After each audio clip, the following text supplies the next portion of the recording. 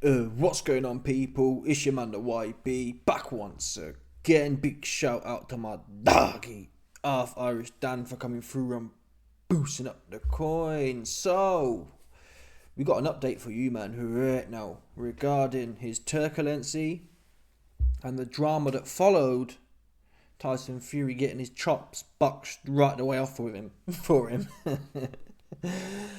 Now, at the end of the controversy of Fury getting his chops boxed right the way off for him, Fury lost his head and started slagging the Saudis off.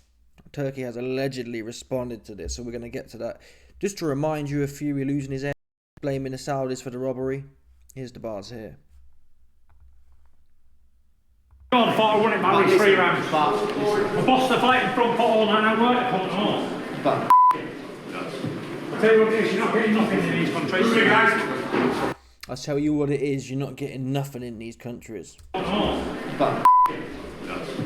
tell you what it is, you're not getting nothing in these countries.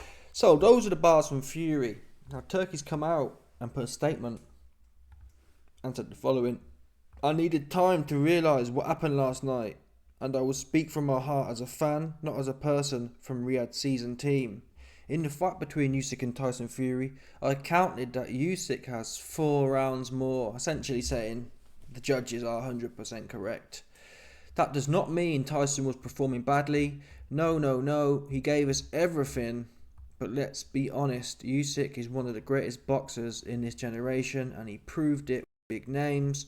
Tyson has a part in my heart, and he is one of the important reasons that boxing is still keeping its legacy. After the fight, I heard great words from the champion Usyk about Riyadh and my country, my leaders, the Crown Prince.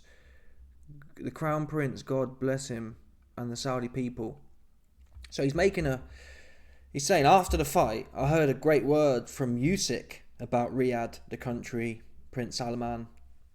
Yeah, 100%. Okay, it's business, of course, but they are, from inside their heart, appreciate the opportunity and the support. He don't mention Tyson Fury. Yeah, and the fact Turkey's putting it in there, he don't say he heard great words from Tyson Fury. He specifically points out Usyk. I look to the fighters as brothers and members of the family. Usyk told me he is ready to fight any fight in the future. We agreed he rests for now and nothing before the result of Dubois and Parker. About Tyson Fury, I am waiting after he rests and takes time to make his decision, and I will understand if he retires. If not, I'll be glad to do fights with him. So again, bear in mind that the narrative of the last 18 months or whatever has been Turkey sucking Tyson Fury off. Now it's like, you know what I mean? It's up to you, bro. I understand if you want to do some fights, we can do some fights. Now you're slagged off the place. And to be honest, Tyson Fury is lucky you don't wind up missing somewhere. Talking like that, if I'm honest. You can't get a decision, robbery in this place. Tyson, you had a job to do, man. You bungled it twice, man. Let's call it a spade here. You had 2 chances and you bungled both of them. That's nothing to do with Salman or Halal Sheikh. Yeah? It's got nothing to do with Prince Salman and Turkey Halal Sheikh. Nothing to do with them at all. You bungled it, you big old oaf. Oh! You are getting it, you gap tooth. Oh! Yeah, you give it all that. And you fumbled the fight. You didn't want to get stuck in, that's the truth. You bungled it. You choked. You swallowed like David Hay versus Solis.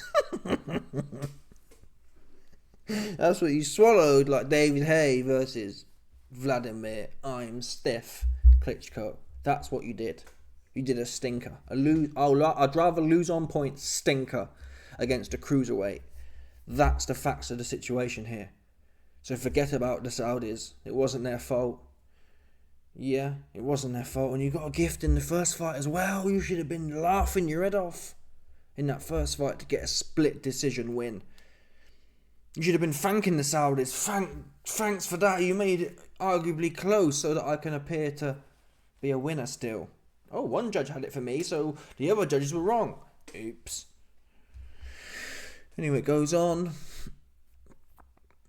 And about some results yesterday, I think Atalma has great potential in the future, and I hope to see him the youngest heavyweight champion of the world. The fight between Fisher and Allen, I counted differently, and it's my own opinion, shouldn't be considered as judgment. So he's basically saying that Fisher got punched up. Fisher got punched up, man. That was the biggest robbery of the night, the only robbery really.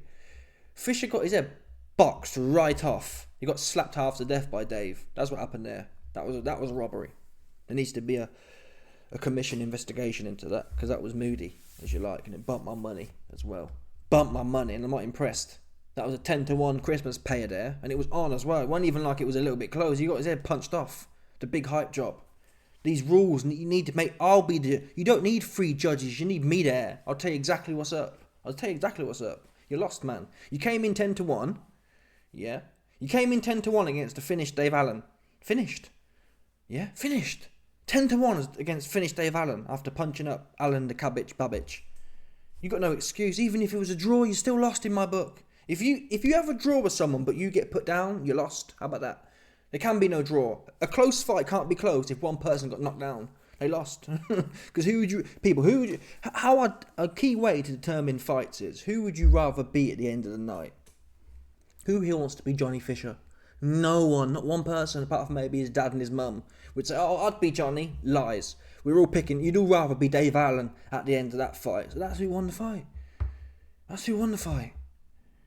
Same as Usyk and Fury. Who would you rather be at the end of that fight? No one wants to be Fury, all leaky deaky and falling and like stumbling backwards and whatnot. I'm picking Usyk every time. That is how you judge fights. After you finish watching it, who would you honestly rather be?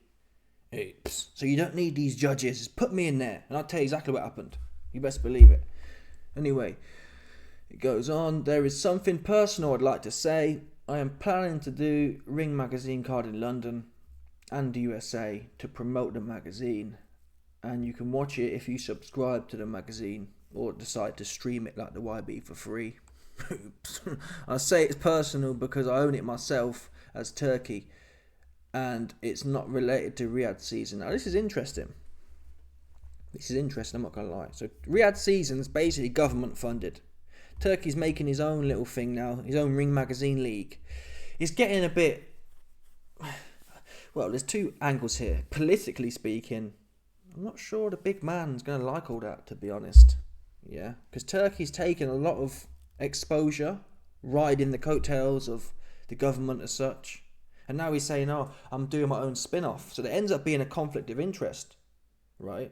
And these top political cats, yeah, if Prince Salman has said to him, yeah, man, put us on the boxing map, and then Turkey it often happens if you look at history, these underlings, they get lost in the sauce. They think, oh, I want to be king. Obviously, he's not going to be king, but they think, oh, I'll take the clout that the Riyadh season's got me, which it has. Yeah, all the government funding he's got to make these events. Turkey's benefited from that personally. Now he's spinning off his own enterprise in the same market. Number 1, it creates confusion. Number 2 is a massive conflict of interest. What's going to happen here? Is Riyadh season going to end up? Naturally, individuals want the best for themselves. And if Turkey doesn't completely own Riyadh season, which he doesn't, what's he going to choose? Is he going to choose to put the biggest fights on his own card? Or is he going to choose to put the biggest fights on the government card? I don't know. I'm surprised, really, he's doing that. I guess the problem is he's not going to fund it. He's not going to be paying these guys 100 million a piece, is he, for his own cards? Maybe it'll be more like the lower level. I don't know. Let's think. You could probably put at the best, you'd probably get the Baturbievs and the Bivols on them cards. You can't afford it. Turkey's not going to be putting out 100 mil out of his own pocket to pay AJ and Fury, the biggest bum of Britain, are they? Come on now, he probably will actually, but I wouldn't pay for that. Who here would pay Tyson Fury and AJ 50 million each to see who the biggest bum of Britain is? No, it's not.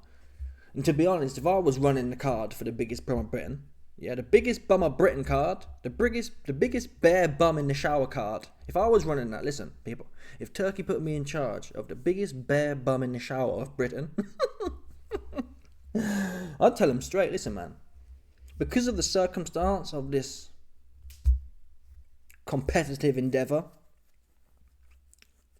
it's all or nothing, man. That's how I'd do it.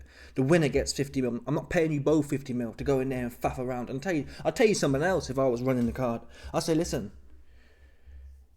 if either of you win in a complete stinker, none of you get paid. You get in there and someone goes, that's how I do it. One of you goes out on your back. That's how this fight concludes. It don't conclude no other way. You're not going to go in there, have a fence off and just faff around. Someone goes out on their back. That's what we're doing for the biggest bear bum in the shower of Britain.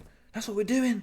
Yeah, the winner takes all. Equally, if you faff around on points and you get nothing, someone's going out on their back. Oops. That's what needs to be brought into this game. Too much faffers now. Too much faffing around. Too much of it. No good. Anyway, I say it's personal because I own it myself as Turkey. So there's another element there. Either way, it's kind of watering it down a little bit, I feel. Because inevitably, you're going to have to... It probably will create more boxing. But just watering it down to some extent. He's going to take some of the good ones off of the Riyadh ones. And I guess really, it's not the end of the world for us fans. We're going to get more boxing. I'm not sure how politically it's going to work, though, if I'm honest. These guys have massive egos. And no kind of emperor wants to be seen that their underlings are mugging them off. Wait there a minute, you've been charging me 100 mil to get all these guys and to build up this brand of Turkey. And now you're running off and doing your own thing. That would... Think about if it was you. You'd be like, whoa, you cutting me out? I don't know, maybe he's got a taste. Maybe he passed Prince Salman a taste up there. You passed him a drink. You don't know. You might have cut him in. Who knows? Probably. You'd like to think he cut him in. You know, you couldn't have cut him out, could he? I say it's personal. Blah blah blah blah. I hope you enjoyed last night, and I'm excited to see the card in February. The fans are in my heart. And now, listen, Turkey's is the best thing to happen for boxing in the last how many years? We have recency bias, but probably of all time, he's got to be up there. Who are you going to look at? Don King? What was Don King really doing? He was milking the fighters. At least the fighters are getting paid now. So really, I'd say Turkey right now, even at this point, is probably the most influential figure in the sport of all time. From a promoter/manager point of view. Name me a better one. It's not Don King. It's not Bob Arum. These guys had little tiffs where they wouldn't fight people out of their stable and it got all political. Turkey's out there getting it how he living. So salute to Turkey. I'd like to see him, even though he alluded to it. Oh, Usyk said he loved my country and he didn't mention Tyson Fury. He should really come out and tell Tyson, hey Tyson, yeah, there's an old proverbial saying, don't spite the hand that feeds you. You see that one there. A lot of these cats are ungrateful. Fury's ungrateful. You got paid how many people? Tyson, you had a fence off. You had a 24 round fence off. Move around. I'd call it a move around, to be honest. Usyk 1 and Usyk 2 for Fury were move arounds, right? They weren't proper fights. So you got paid in excess of 100 million after taxes to have a move around, to have 2 move arounds with Usyk. You should be laughing and saying, man, this country is the best. I just got paid to have a faff around with a dude who's 40 pounds lighter and 5 inches shorter. Come on, people. Right, it's like me getting in there with someone who's 5'4". Put me in there with someone who's 5'4" and 40 pounds lighter, right, and a similar level of experience, and we have a move around, right? You should be laughing. People be chewing your hand off to have them kind of opportunities. You didn't want to roll the dice. You got your head slapped off. Nothing to do with Riyadh season or Saudi. You got your head slapped off and didn't do nothing about it. So it's on you. And also you got the Ngannou fight as well. Fury cashed out with the Ngannou fight. Another move around where he cacked his pants. Didn't want to get stuck in. AJ, the big stiff bodybuilder, had to go and handle that for him. Bash! Sent him straight back to wrestling. Fact, right? Ngannou got in there with Fury and he was building up. Oh, I'm going to take over boxing. AJ went in there and what did he do? Knock him back to UFC, rolling on the floor. That's what he did, legitimately, right? He didn't want nothing to do with boxing no more. I'm discouraged with the game, but you got knocked back. Ngannou was making a run, wasn't he? Let's be honest here. And AJ ended that run. Spark ended it and sent him back to roll on the floor with sweaty dudes. So that's the end of that one. Fury's finished. Anyway, let me know your thoughts. And I think maybe you'll see Turkey come out here and keep blowing Fury. I think Turkey's learned how to manage Tyson. Tyson moaned about a robbery the first time, and he moaned about it again. But all that has to happen is Turkey has to get on the phone and say, "Yeah, Tyson, you're the best. I think you're the best ever." And he goes straight to his ego and Fury will be back in. That's what Turkey really wants. He wants Fury to deliver on what he signed up for. And Turkey learnt that by being honest, that don't get you nowhere with Fury. He'll pull out. By gassing him up and saying, yeah, Tyson, I've got your back and don't worry about the cards. Tyson's like, yeah, oops. He got forsaked. Turkey forsaked him in his hour of need. He needed a robbery on them cards, and Turkey forsaked him. And that's why Tyson Fury is bent out of shape. Tyson Fury almost said, Turkey told me if it went to points, I'd win. This is a robbery. He's robbed on the discussion him and Turkey had. That's how he feels. He feels neglected by his sand daddy. Anyway, let me know your thoughts. Smash the like button, subscribe, like bet 100%. There's no doubt about this one, people. Stop it.